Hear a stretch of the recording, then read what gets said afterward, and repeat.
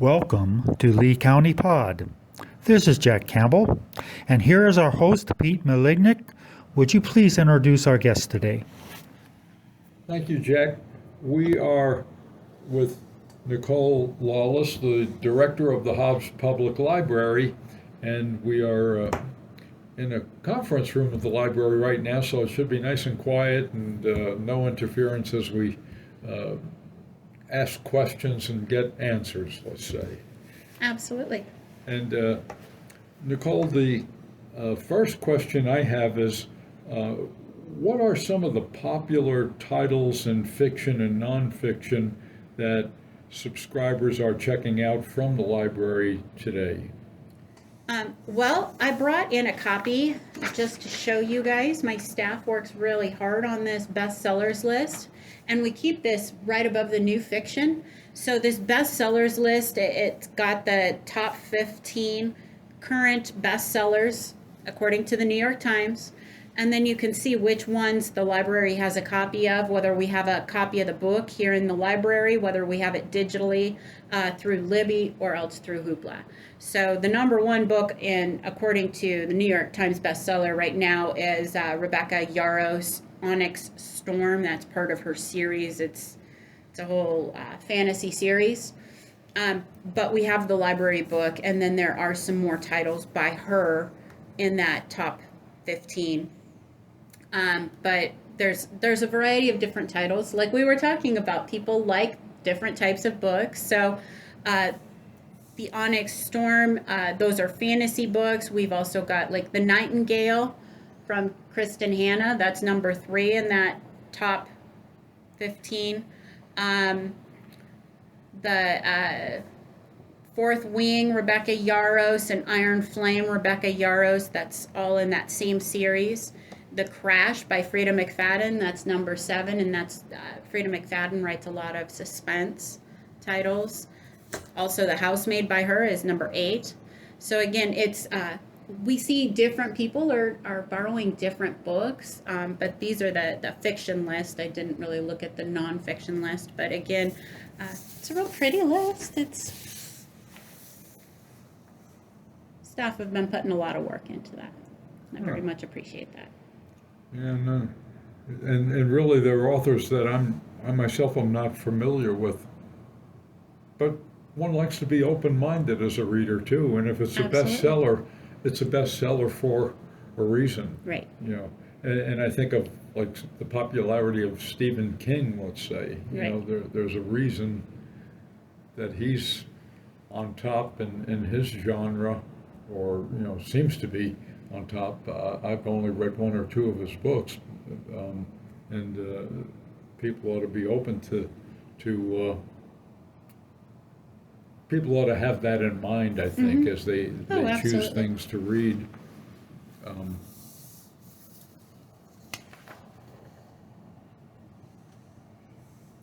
I have a friend who just came out with a novel from Norton, which is a mainstream publisher. Maybe it'll find its way into the Hobbs Public Library.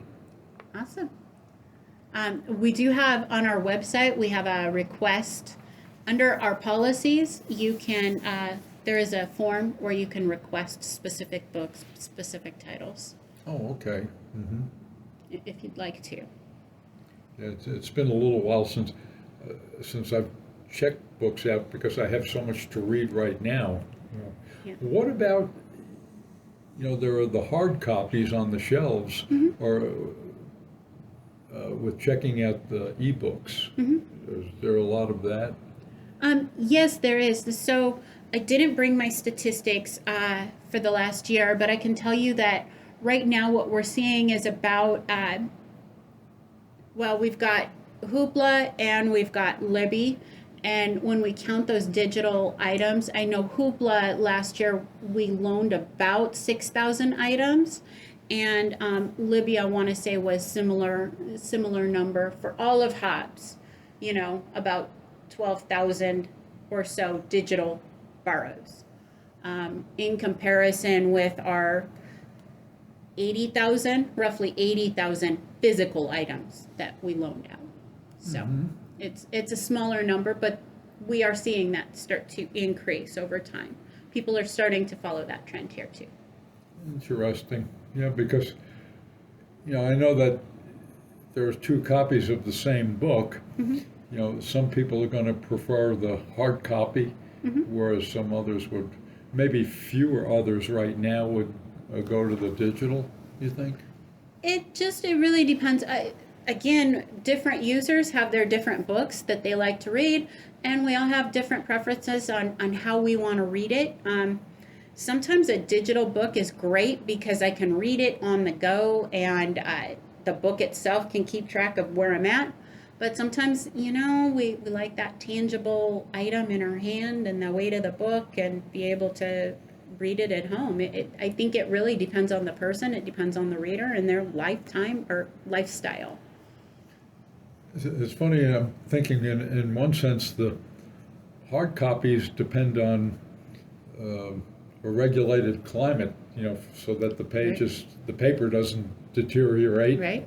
I don't know too much about that, but and the digital depends upon electricity, I guess, because I can read books from my phone, but I eventually have to have a charge, and it's the same thing with an e-reader too. Yeah.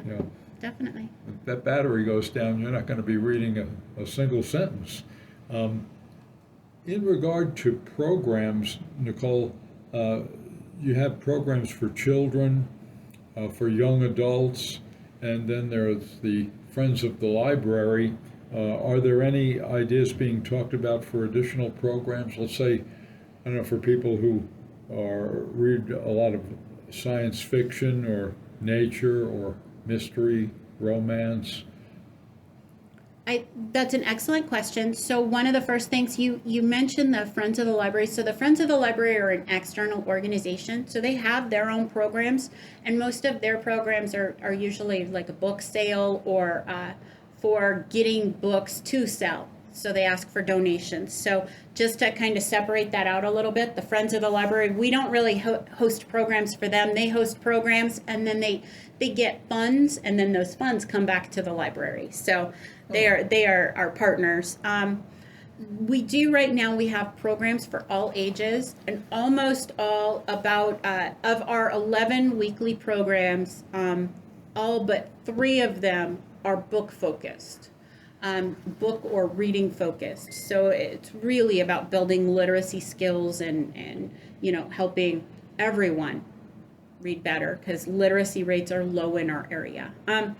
That being said, we are absolutely open to all of the programs that we have enough general interest in. So right now our adult program is, for those 18 and above, it's been just crafting.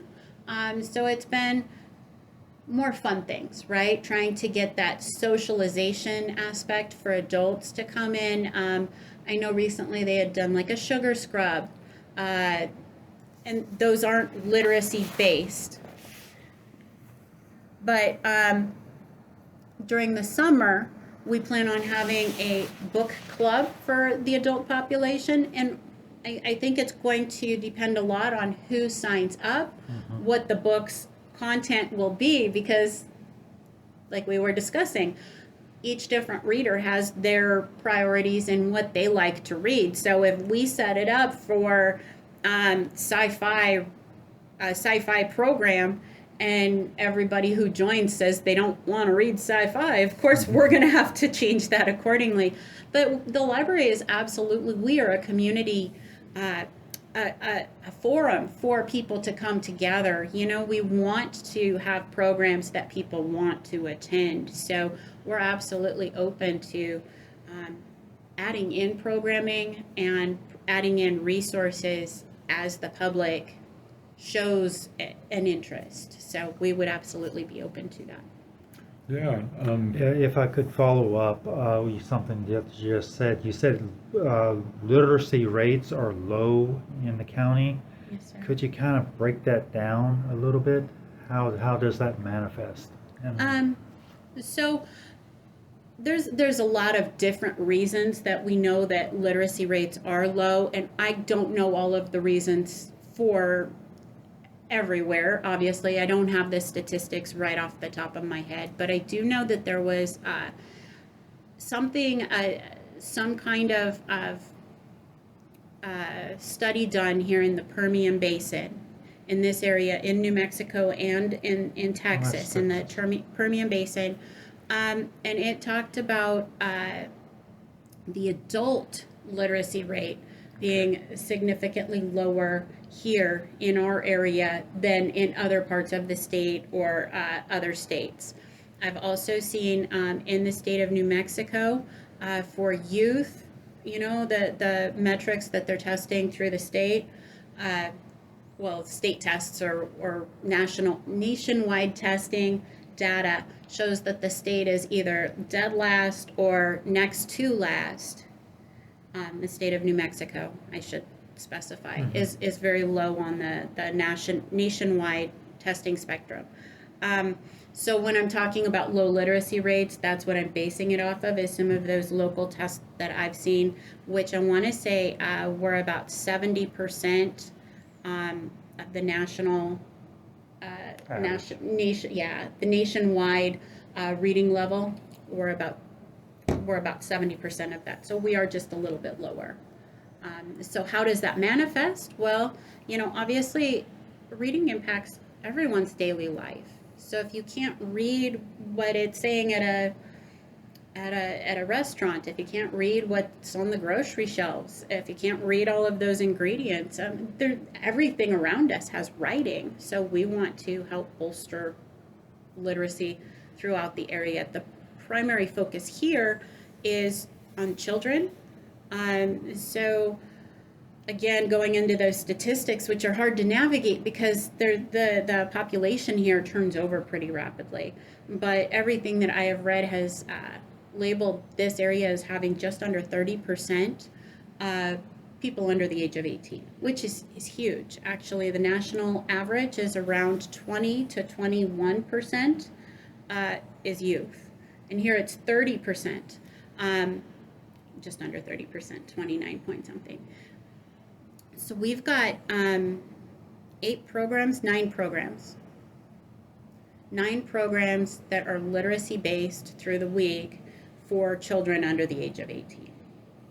So again, trying to bolster really not just reading, because if you force any skill, nobody wants to do it, right? But to try and engage everybody, to try and engage those kids, help make them want to read and enjoy reading.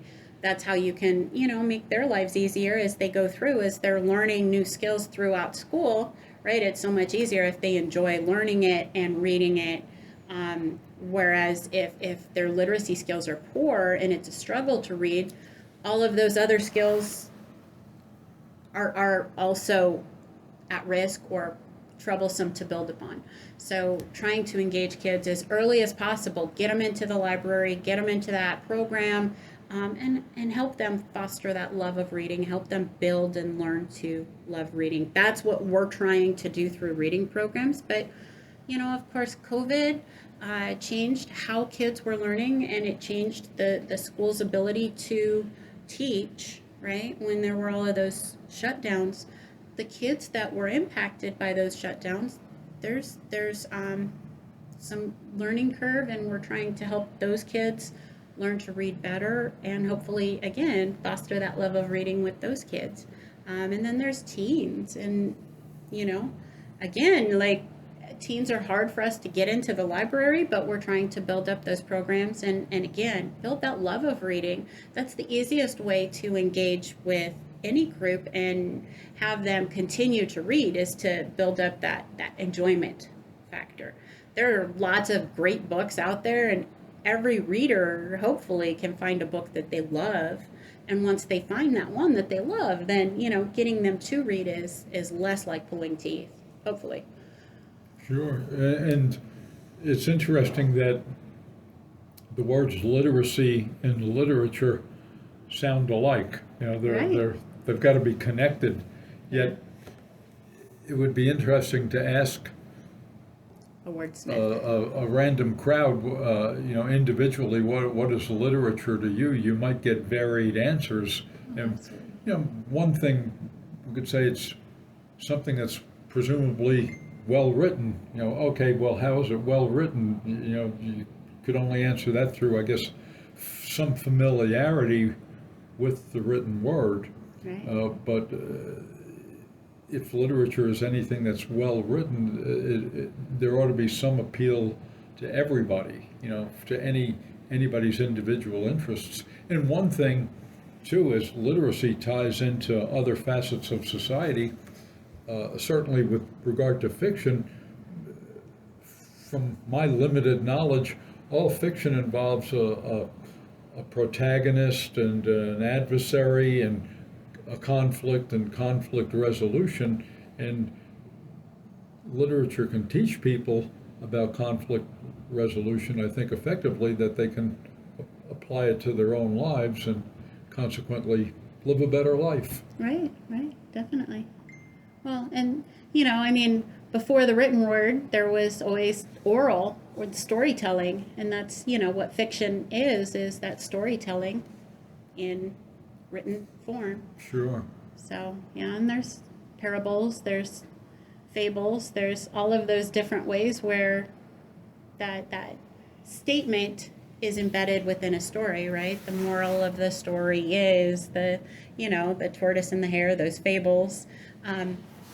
We learn, even from stories, we learn lessons, I guess is what I'm trying to say, because, if you want to learn how to build a robot, I'm sure there's a book for it, and I'm sure it's not very engrossing. But, some of these more engrossing bestsellers, there's still lessons to be learned about human nature, about resiliency, about love, about murder. I don't know.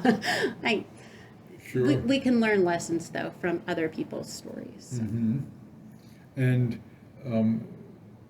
it's funny, the library and our program have something in common with the Lea County open mic. We're trying to get particularly young people through the door, and to make them, I don't know, to raise awareness, let's say, that you have a voice, Right. And it's like your signature, it's your voice, and it's just as valuable as anyone else's, and come to the open mic and let yourself be listened to and not judged and commented on. But it's a challenge to get people through the door.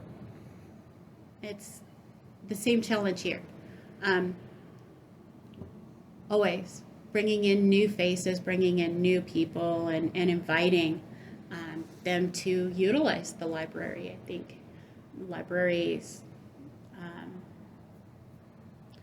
it depends. Different cultures, different areas perceive a library in different ways. We have a lot of people coming to the library all the time asking us, how much is a library card? How much does it cost for me to get signed up for all of the services here that you offer? And while I think it's invaluable, our resources are invaluable, right? The cost to you as the library patron, it is absolutely free. I mean, there is the cost, but it's coming out of your tax dollars. We are a tax subsidiary. So, we're providing these services that we get from tax money, but, anyone can come in and use the services that the library provides. And we try and fill some of those niche needs that people have without them having to subscribe to sometimes expensive services. Sure. And, I think of the library as the guardian of literacy, the house of literacy, as Right. well as the, I don't know if disseminator is the right word, of information too these days. But we talked about the programs. Nicole, what about anything new with digital assets? Are there any changes to the research databases? Okay, so I separated that out as two separate questions. For me, that our digital assets are things like Hoopla and Canopy, FreeGoal, Overdrive. We've got some youth-oriented ones. We have Scholastic Teachables. The state offers some of those resources as well. So like Palace Project, and New Mexico Reads. All of those are really e-books, e-audiobooks. Freegal is music, Canopy is TV shows, movies, and Hoopla offers some of that. So there's a bunch of different resources that aren't the research databases, that aren't, they're more the fun stuff. You know, you can, like, some of us subscribe to Netflix and pay, but the library provides some resources where you can stream content and watch shows and TV shows, documentaries, learning aspects, but again, it's more of the fun things, right? Great Courses is a great one, but those are our digital assets in my mind's eye. And we have added a lot since I've been here. That was one of the platforms that I really am a strong advocate for, because not everybody can physically come into the library to borrow our books, or maybe not come in on a regular basis. But most of those folks can still utilize their phones, they can still utilize the internet at home on a computer, and they can get books the same way without needing to drive to the library and come in when we're open and borrow a book. All of those resources are going to be available 24/7. The Palace Project, those are available through the state. I was saying they have more books. If the library doesn't have the books that you want, or maybe you don't have access to come to the library to get a card, the state library can fill some of those gaps as well with the Palace Project. They've created this library of offerings there, and they're continuing to add to it. And then New Mexico Reads has a Southwest focus, so it's local stuff. It's local artists or authors. It might be stuff that is set here. You know, obviously the testing facility, all of those kinds of books, but also there was some really interesting fiction by New Mexico authors and nonfiction as well. So those are all available as digital assets. As far as our databases, now that's the more academic and the less fun stuff. But we have Rosetta Stone for language learning, and we recently added Transparent Language, which again is another language learning resource. It offers, Transparent Language offers more languages, including a bunch of Native American languages, which I thought was a real valid resource. And they teach English from 30 different languages. So again, if you're trying to learn English, there are resources through the library for free as well. We've got a couple of different resume building platforms that are available on our webpage. All of these would be available on our webpage or linked to from our webpage. We've got some where you can practice interviewing skills. So you can build your resume, care of the library, right? And then you can practice how to interview before you go in to interview for a job. We've got a genealogy resource, that's Heritage Quest. We've got test-taking resources. So if you're trying to get into the college, maybe you're working on an advanced degree, maybe you're getting into the military, the ASVAB test. There are test-taking resources. We've got food and recipe resources in A to Z World Food and A to Z Food America. And then again, El Portal through the state has a bunch of more like Gale One File as an former professor. You know, you can research databases, but you can search a bunch of different databases from those One File. Through Gale, it will research all of the databases that Gale owns. So we've got all of those or access to those. Do you have many students coming in to get resources for research papers that they need to write? No, you know, in all honesty, most students link to the resources that their subscribing authority offers. So if they're going to the JC, most of those students are using the JC's databases. You know, the era of kind of finding that information in a book, we're dinosaurs, Pete. Like, that's the way we used to do it. And, you know, I still remember searching different magazines, right? None of that is really relevant in our era now. It's all those published studies and databases, and like most of it is digital now. The research level is digital.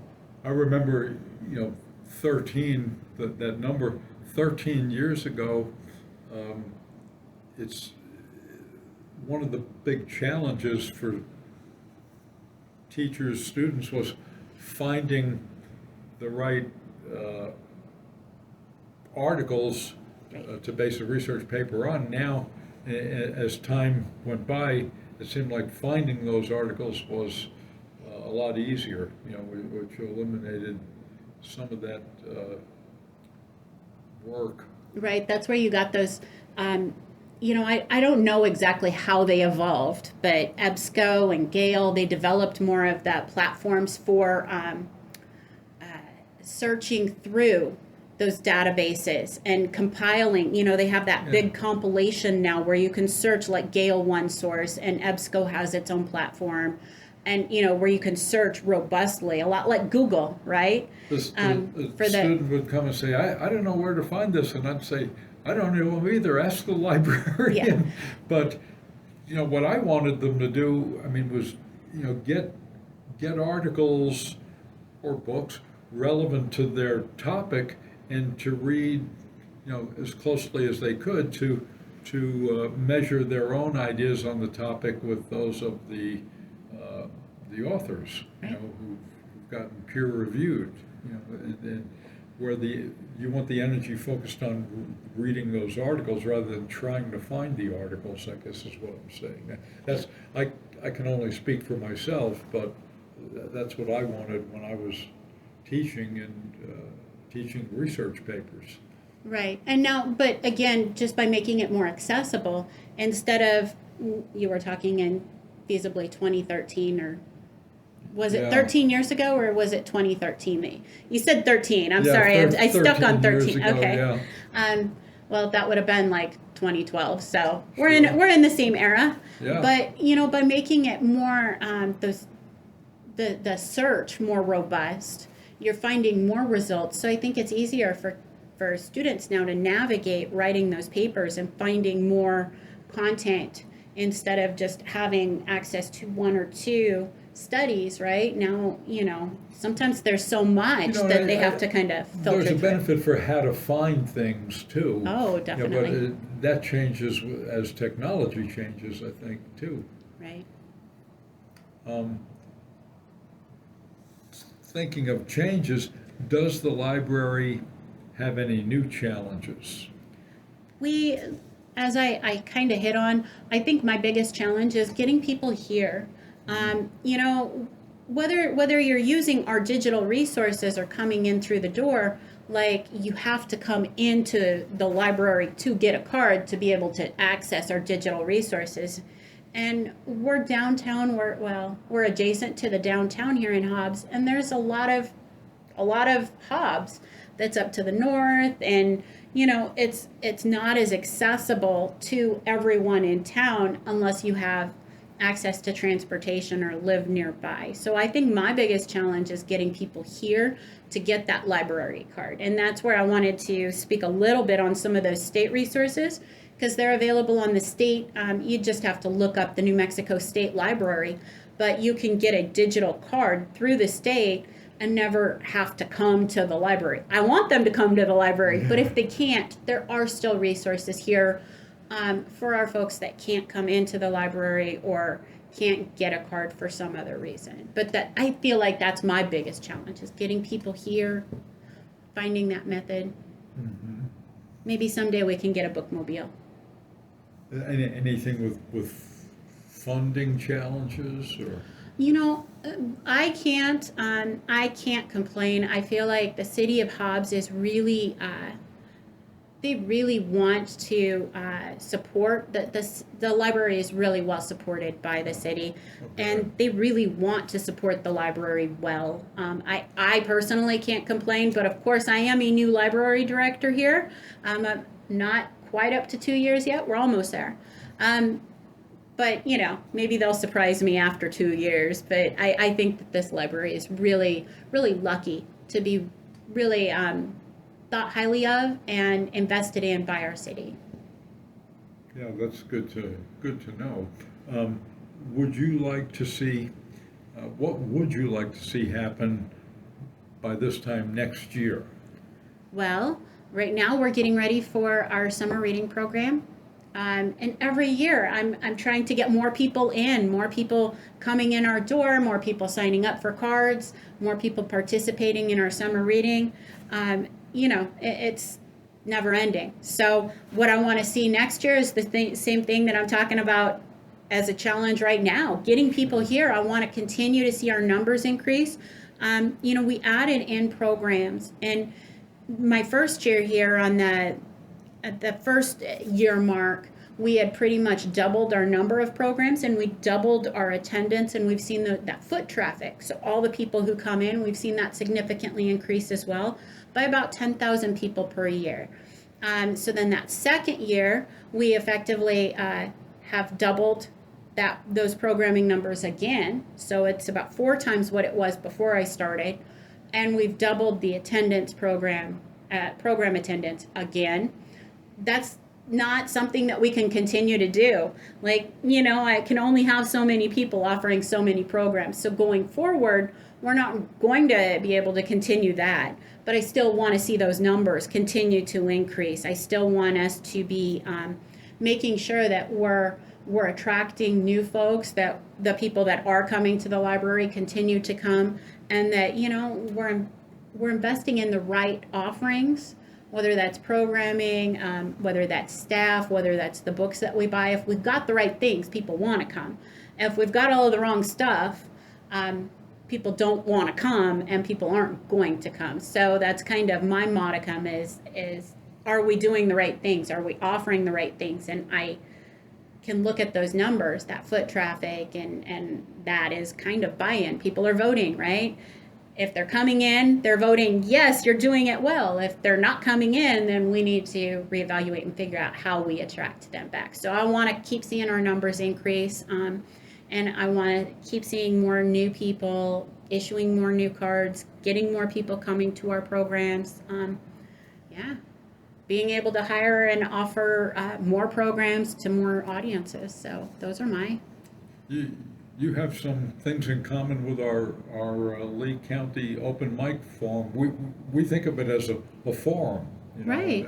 And it's not just a poetry reading or a story reading, but like we've had artists come with their works and with works in hand and talk about their artwork, things like that. Yeah. People who talked about public issues, as we do sometimes here with the podcasts, and so the open mic is a pretty eclectic thing for anybody in the community. And gives them that voice. But Yes. it's getting the people through the door. That's the challenge. It's always a challenge. It's hard. It really is. It's hard. And a lot of it is just getting your name out there and people knowing that it's offered and making, right now everything is digital and everything is online. And if you don't have an ad online on the right forum, on the right place, at the right time, then your group might not know that you're offering that. So just putting it out there and finding the way to put it out there so that the people who would come know to come. Oh, sure. Jack, do you have anything? No, I don't. I was just thinking, of the programs. A number of years ago, I was in a book club, and after a while, I dropped out of it. Well, I was in it for a couple of years, but I just wanted to read books that were different from the books the book club was reading, because everybody got to read. Our format was, to read the same book and then come back and discuss it.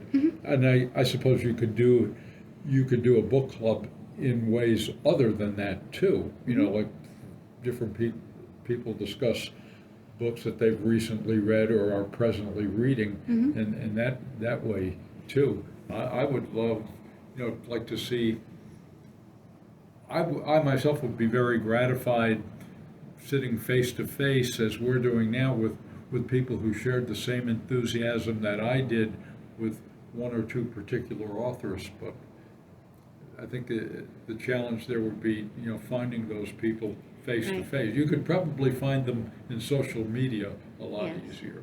And there are a lot of reading clubs right now that are all digital. There are, I don't know, I think there's like Jenna Bush book club. There's the like Oprah Winfrey book club. There's book clubs they're advocated by different famous people, right? And then they recommend and they advocate for whatever book. I know right now, Overdrive, which is a platform where we offer digital books, they're offering Together We Read. It starts today, and everybody can read this book in tandem. And it's called Queen Sugar Hill, and it's by Rashonda Tate. But that'll be open and available for everyone to read for the next 2 weeks through the March 27th.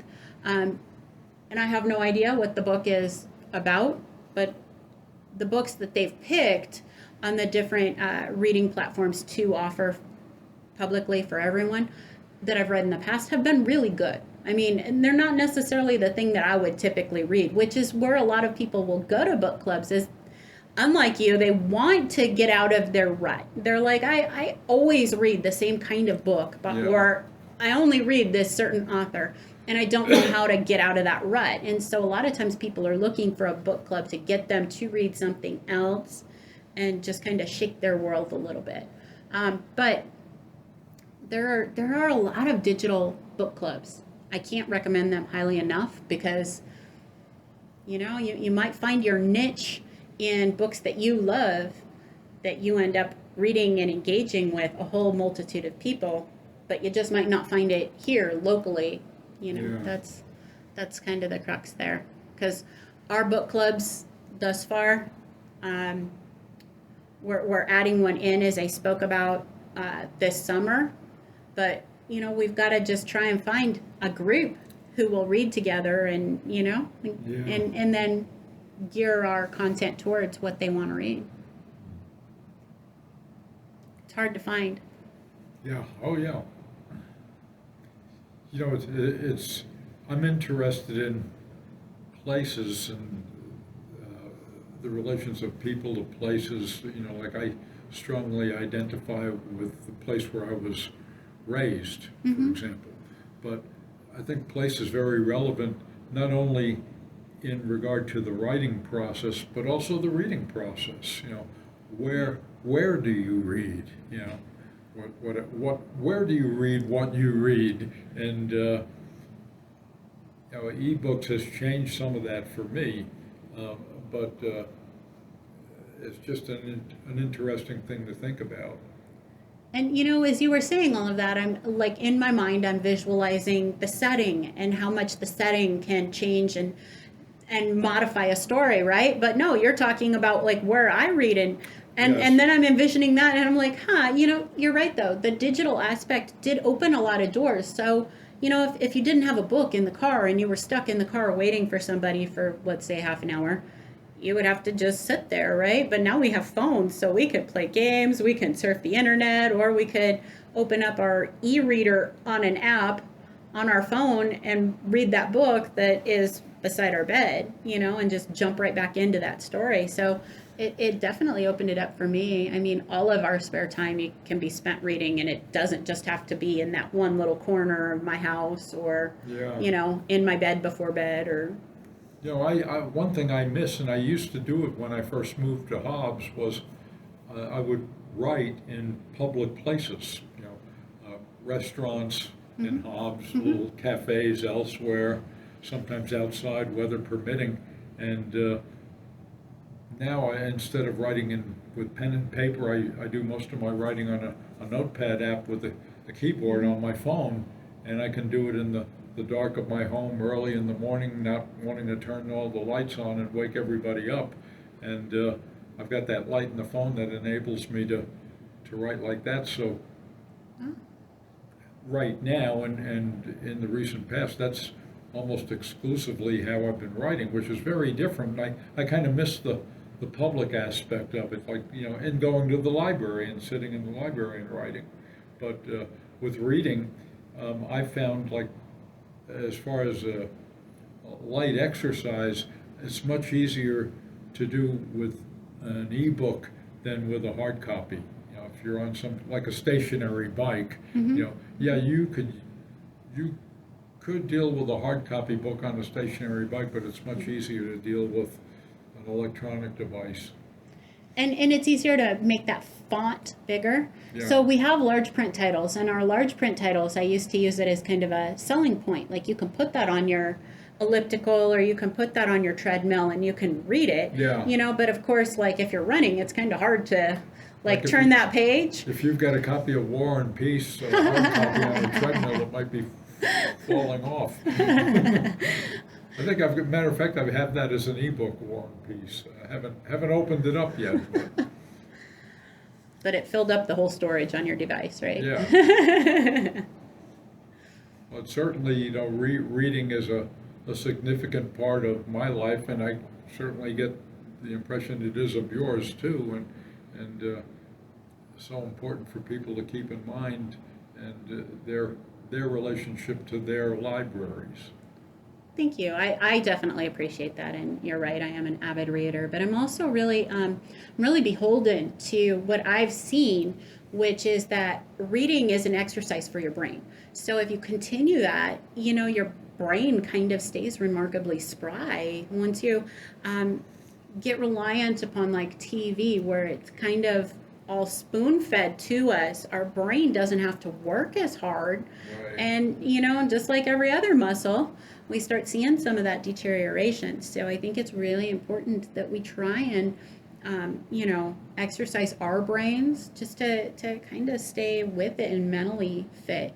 Yeah, and also maybe, we're not all going to be writers of bestsellers, but just to read, to be able to articulate to others what we're thinking and feeling, for communication, I guess, for good definitely. communication, Yes. which collectively would mean a better society, Right. a more prosperous society. And now everything is so much more easy and accessible. I can remember reading as a kid and having a dictionary next to me. You spoke of Stephen King. He was the one who would have these great big novels, and I'd be trying to make it through, and I'd have to have the dictionary right there, to look up all of these words that I didn't know. He uses a lot of big words.